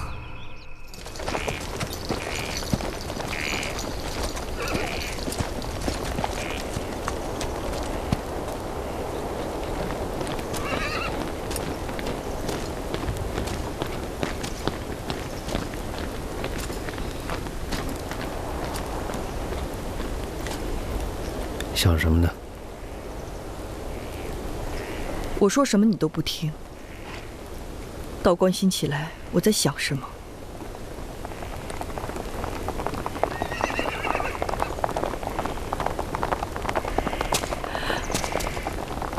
就不能多待一会儿吗？这仗就不能不打吗？我打是为了乌孙，为了你。你的自负会害了所有人。如果这一仗一定要打，我希望你能活下来，去一个没有人认识你的地方，静静地过完你的余生。我不想听到你战死的消息，我受不了。你问我在想什么？我告诉你，我在想，一旦匈奴的战火燃烧到这里，这赤虎城的美景，怕是再也见不到了吧。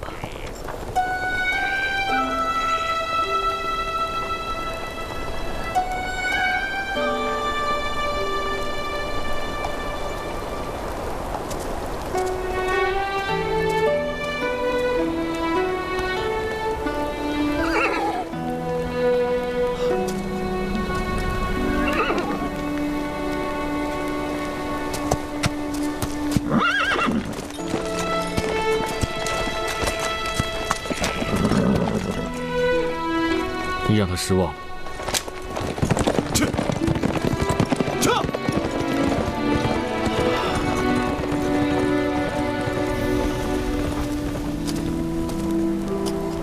殿下，是否出战？出。为什么不出？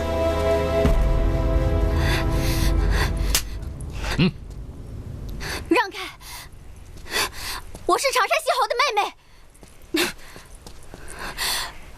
翁归，你不要死，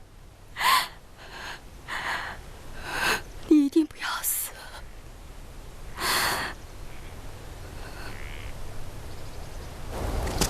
公主，是否马到成功？那还是请公主赶快进城吧，这里马上就要变成战场了。我想留下来，我想在阵前做一些拖延。公主，事已至此，战争是不可避免的。公主，快看！这。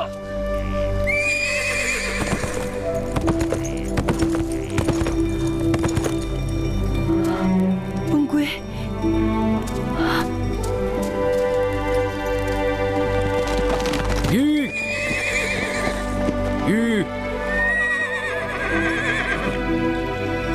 安索克，你我曾同在军中共事，也算是有生死之谊。今天我翁归有2个请求，你能否答应呢？你答应了，我便投降。殿下请讲。1，我翁归向昆弥投降，但我麾下几万兄弟归属右大将安索克管。你要带领他们去到边境抵御匈奴，你要替我照顾好这几万兄弟的性命。殿下放心，我安索克一定竭尽全力。第2，你要让全赤谷城的人知道，是右夫人解忧公主，她说服了我，是她阻止了这场叛乱，她阻止了这场战争。义不容辞。你答应了。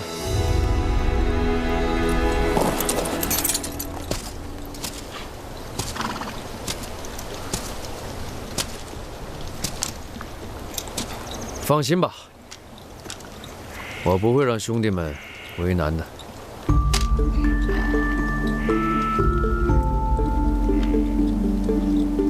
来，把我绑了吧。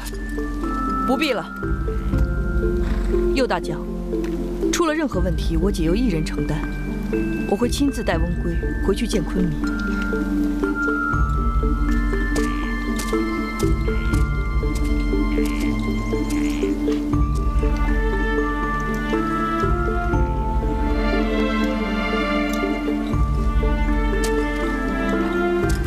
知道你会不忍心，会陪我走这最后一段，又让我得逞。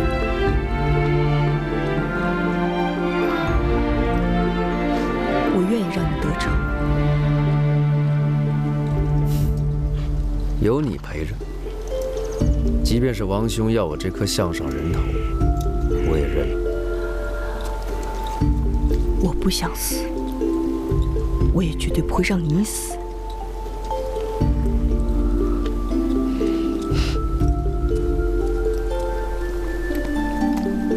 何天杀，你说如果昆弥不肯原谅温归怎么办？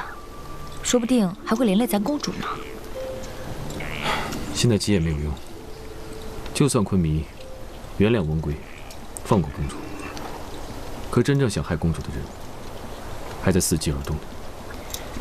如果公主那么轻易就被害了，要你干嘛知道？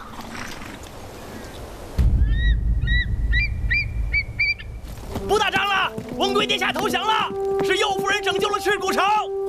不打仗了，温归殿下投降了，是右夫人拯救了赤谷城。算了，温归没事就好了。夫人的意思是，解忧劝服了温归？不错，一定是昆弥让解忧去当说客。只是没想到，温归竟然为了解忧投降。哼，解忧还真有手段呀！真是可惜了夫人的一石二鸟之计。但是小侯不明白的是，昆弥怎么可能放得下自己的面子，去让解忧当说客？你不是应该高兴吗？之前是谁派温归让他去祭旗的？夫人不能这么说。温归投降是解了眼下的很多麻烦，但是夫人您想啊，他和昆弥的感情至深，他俩是兄弟。万一哪天昆弥高兴了，把温归放回来，重掌大权，您说，温归会不提他为何起兵吗？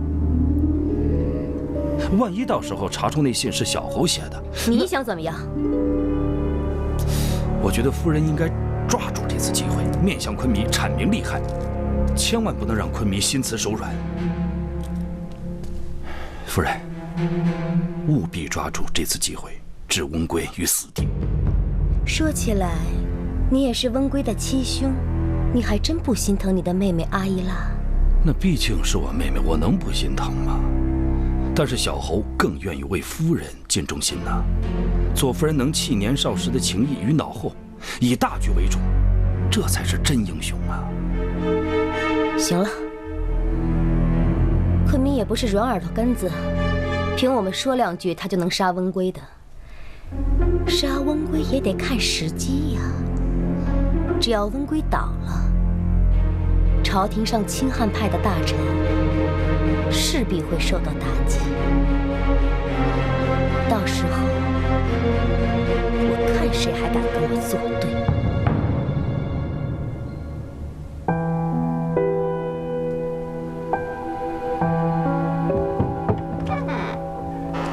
大胆！谁让你进来的？木哈兹无礼，请太后恕罪。为什么这么阴冷黑暗啊？是昆弥不让点灯。哎，木哈兹，谁让你多嘴的？木哈兹，你先出去吧。喂。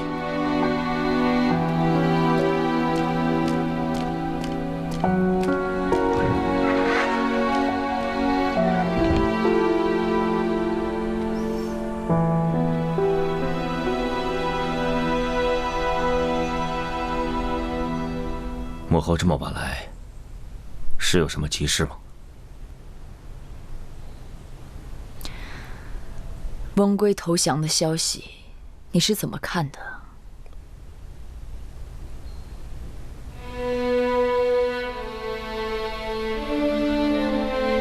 温归能及时悬崖勒马，赤谷城避免了一场大战，当然是好事。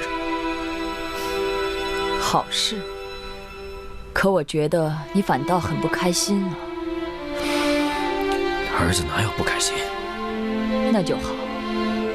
既然温归他投降了，罚自然要罚，但我看是不是可以从轻处理？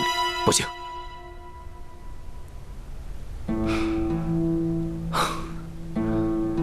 温归能及时投降，故倍感欣慰。但是法理不能饶他。他已经投降，你怎么能杀他？自古以来，犯上就是死罪。我要不杀他，我怎么服众？那你是因为他造反要杀他，还是因为解忧要杀他呢？母后，我怎么想的有什么关系？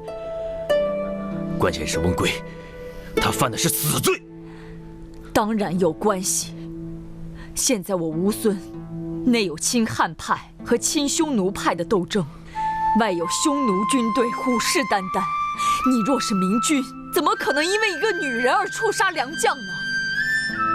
再说，温归他是你的弟弟。那你要我怎么办？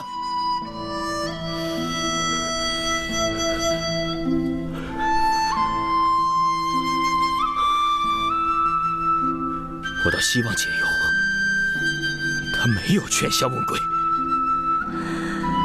那样的话，我就能跟温归痛痛快快的打一仗。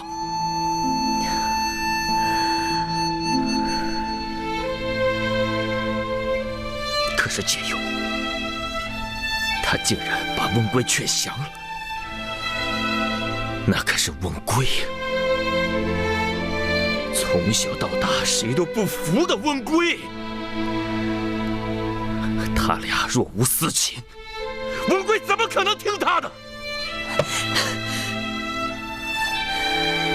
那你想怎么样呢？把解忧一起杀掉吗？你不是孩子了，怎么净说些胡话呢？不说解忧是大汉的公主，就凭她侄女兄弟之争，就已经赢了赤谷城上下的人心呢。你怎么可以无凭无据就说她和温归有私情呢？那我不管，反正温归我是杀定了。我是乌孙的昆明，我说杀谁就杀谁。至于解忧，我暂时不会杀他。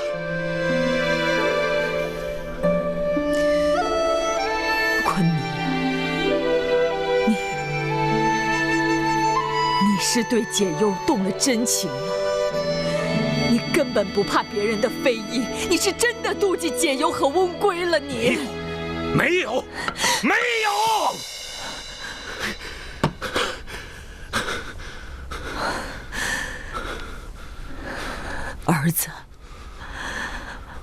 儿子，你听母后说，你怎么可以对一个汉人动真情呢？你忘了细君的事了。你动了情，最后伤的只能是你自己啊，儿子。你是君王啊！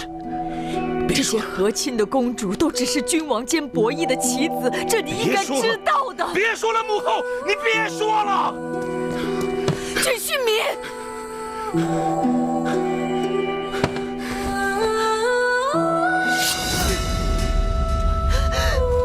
你要干什么？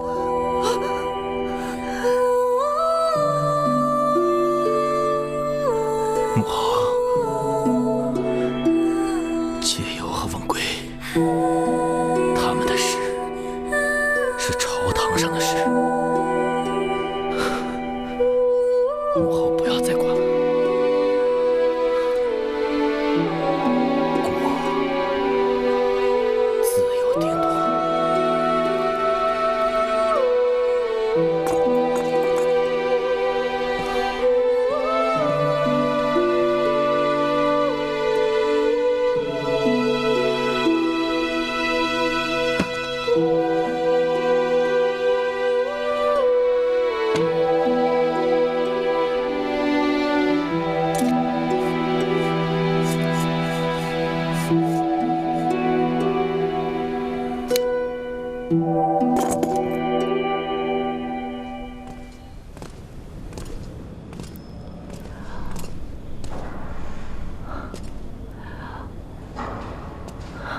为什么一个人都没有？没有人，才是真的麻烦了。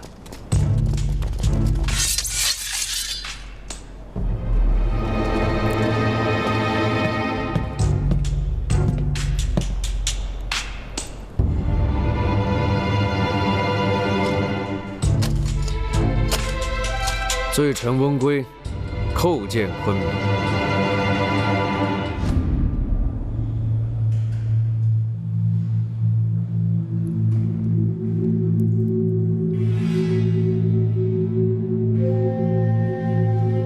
臣在边境得知右夫人被囚，因担心朝中有人故意破坏、挑唆大汉与乌孙的联盟关系，情急之下起兵赤谷。臣一心只为清君侧，为右夫人鸣冤，绝不敢有半点逾越非分之想。可是，臣发兵事时罪无可赦，所有过错，臣愿全部承担。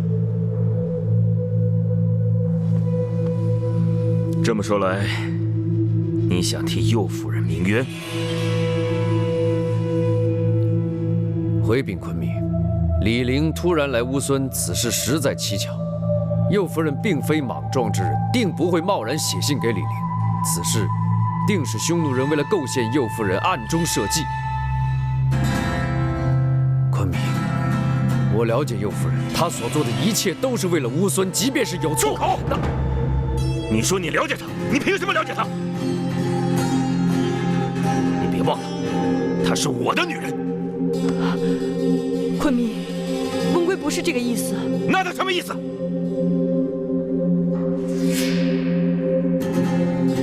你还在这干什么？这是朝堂，你一个后宫妇人在此，成何体统？你不是说过劝降温归之后就自己回大牢吗？昆明答应过我，只要我能劝降温归，就赦免他一切罪过。我只是说考虑，没说一定。来人，传常山西侯。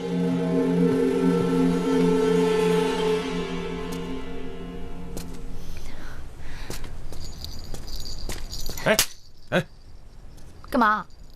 敢拦我？小心我剁你的手啊！冯姑娘不要生事，昆明交代了，有人生事，杀无赦。我去！冯亮，跟我来。你冷静点行不行？冷静什么冷静？公主进去半天了都没有出来，要冷静你冷静，我可冷静不了。冯亮，你听我说，如果公主真的有麻烦，咱们再不冷静的话，那不等于火上浇油吗？啊！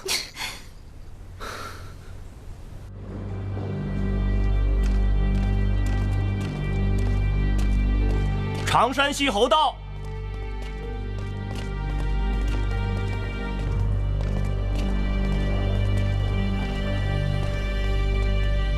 小侯拜见昆明。常山西侯，小侯在。国要处罚温归，但拿不定主意，所以现在找你来问问。这种事儿，小侯怎么敢随便乱说呢？温归是你妹夫，你若不说，便是同党。昆明息怒。小侯绝对不是温归的同党。边臣结交近嗣，该当何罪？左大将温归以王族之身网罗边将，结党营私，僭越起兵，冒犯王威，兵临赤谷，这还以处决左夫人和小侯为条件要挟昆明。所以，不杀不足以平民愤，不杀不足以显昆明王威。说完了，这事儿跟我没关系，这都是你咎由自取。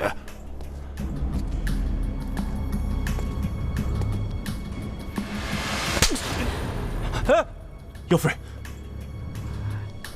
常山西侯，你可真是个卑鄙阴险的小人！闹够了吧？来人，把右夫人给我押回大牢。夫人，得罪了。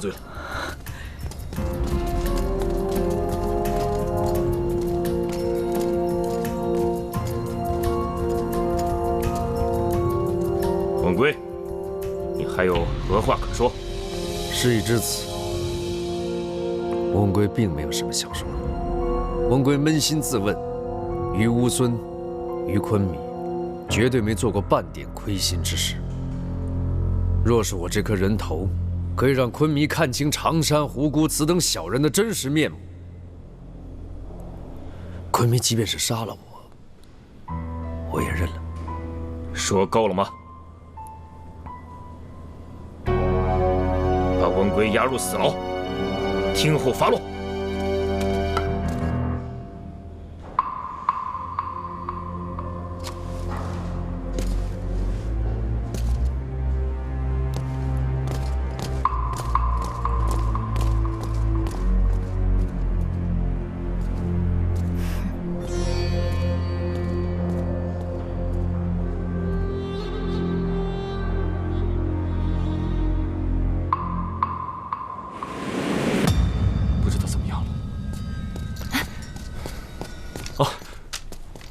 常山西侯，怀将军，请问常山西侯，我家公主怎么样了？哦，你家公主被昆弥下令押回死牢了，这是昆弥的命令，跟别人没关系啊。什么？风流，你先别说话。那常山西侯，温贵殿下怎么样了？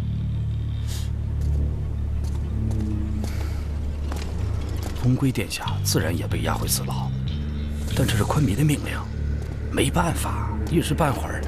什么叫一时啊？风流，你们回去吧，在这儿等着也没用。我有事儿，我先走了啊。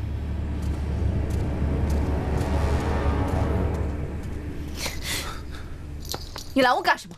你拦我干什么？你给我安静点儿！风流，昆弥如果真的知道公主的事儿，那就全完了。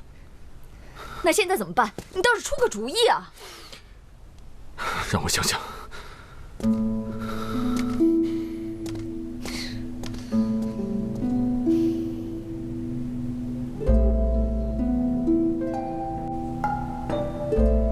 不就是被关起来吗？反正我也习惯了。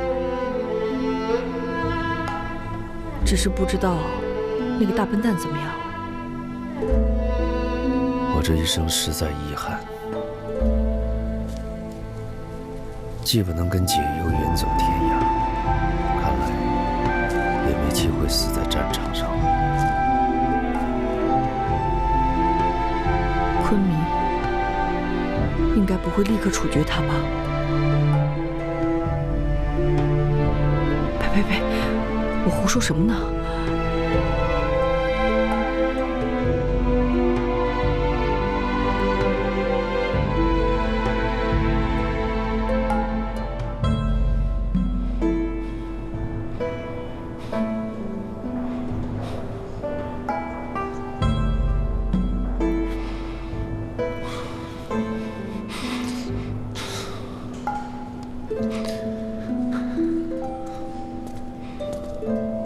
昆弥，是否要回宫休息？